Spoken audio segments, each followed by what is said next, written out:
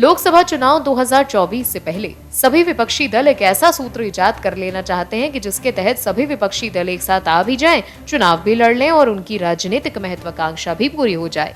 जहां एक और विपक्षी एकता को व्यवस्थित रूप देने के लिए बिहार के मुख्यमंत्री मैराथन दौरे कर व्यापक विपक्षी एकता को पक्ष में हवा बनाने में लगे हैं, तो वहीं दूसरी ओर महाराष्ट्र में विपक्षी एकता संभावित तौर पर मृत्युशैया पर पड़ी है, क्योंकि चाचा ने भतीजे की बगावत और राजनीति में आगे बढ़ने की चाहत ने शरद पवार के साथ ही महाविकास गठबंधन को भी सख्ते में डाल दिया है। अब महाराष्ट्र की राजनीति के चाणक्य कहे जाने वाले शरद पवार का ऐसा बयान आया है जिसे महाविकास अघाड़ी के भविष्य पर ही सवाल खड़े कर दिए हैं। क्या कुछ कहा शरद पवार ने, बताते हैं आपको।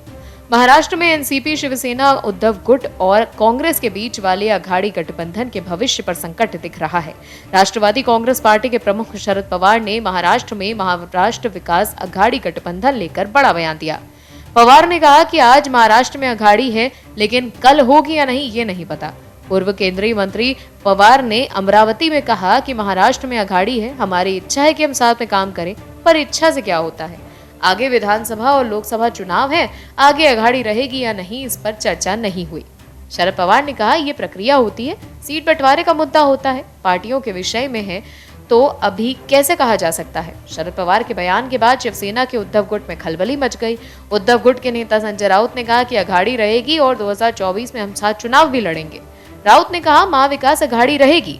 पवार साहब ने जो कहा है उस पर भी प्रयास किया जा रहा है। महाविकास अघाड़ी के प्रमुख नेता उद्धव ठाकरे और शरद पवार हैं। 2024 का विधानसभा चुनाव महाविकास अघाड़ी के साथ लड़ेंगे।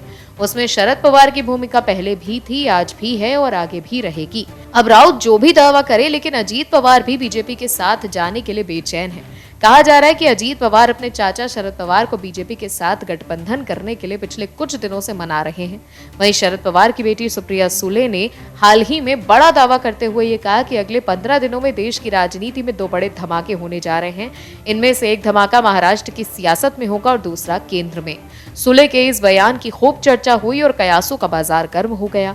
वहीं अब शरद पवार का ये बयान देना कि आगे कांग्रेस और उद्धव गुट के साथ गठबंधन रहेगी या नहीं, अटकलों को जन्म दे चुका है कि क्या शरद पवार बीजेपी के साथ जाने के लिए तैयार हैं। शरद पवार राजनीति के पुराने चावल हैं और शायद उन्हें पता है कि बेमेल राजनीतिक गठबंधन हमेशा इतिहास बन जाते हैं।